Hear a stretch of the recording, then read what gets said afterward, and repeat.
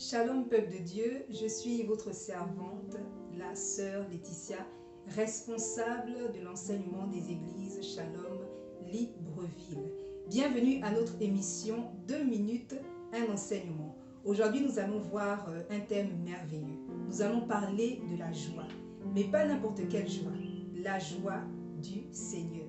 Pour cela nous allons prendre notre texte de base dans le livre de Philippiens au chapitre 4 au verset 4. La parole de Dieu déclare: réjouissez-vous toujours dans le Seigneur. Je le répète, réjouissez-vous. Ici, le Seigneur nous demande de nous réjouir.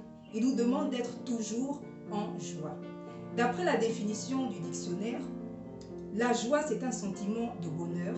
C'est une émotion agréable et profonde. C'est une satisfaction intense. C'est une émotion liée à une cause particulière. Mais ici, nous allons parler de la joie du Seigneur.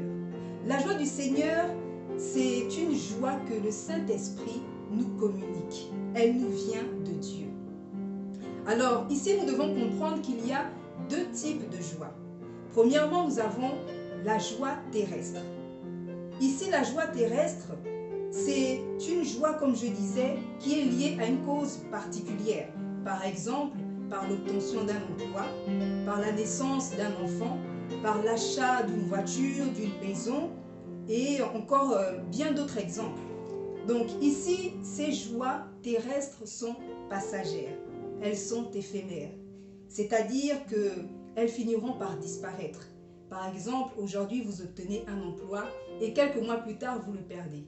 Ici, vous voyez que nous allons passer de la joie à la tristesse. Mais j'ai une bonne nouvelle pour vous. La joie du Seigneur.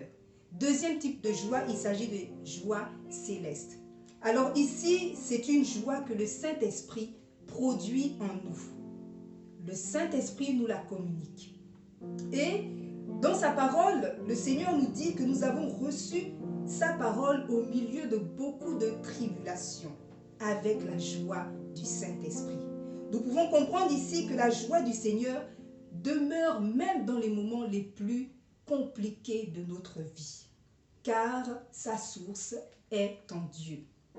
Bien-aimés, pour développer cette joie, nous devons avoir une relation intime avec le Seigneur. Nous devons avoir la foi. Nous devons espérer en lui en toutes circonstances. Comment ne pas être en joie? Rien que le souffle de vie. Dormir et se réveiller est une grâce. Comment ne pas être en joie? Car le Seigneur nous pardonne chaque jour à cause de nos péchés, à cause de nos erreurs. Comment ne pas être en joie? Car le Seigneur nous démontre son amour chaque jour et il est toujours avec nous. Bien-aimés, pour conclure, mettons en pratique la parole de Dieu. Il nous demande de toujours nous réjouir et de toujours être en joie. Les joies du monde, les joies terrestres sont passagères, mais la joie du Seigneur, elle est éternelle.